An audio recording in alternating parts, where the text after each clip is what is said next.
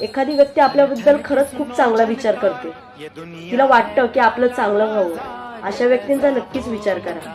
पण जी व्यक्ती फक्त तुमच्याबरोबर तुमचं खाण्यासाठी आणि मतलबापुरती असेल, अशा व्यक्तींचा जास्त विचार करू नका.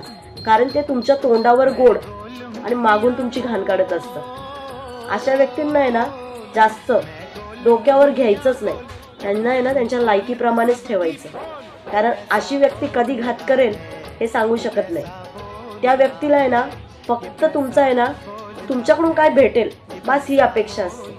निस्वार्थ प्रेम जे तुमच्यावर करत असतील ना, जे काही देणं घेणं नसतं, फक्त तुझं चांगलं व्हावं, अशा लोकांवर जास्त विश्वास ठेवा.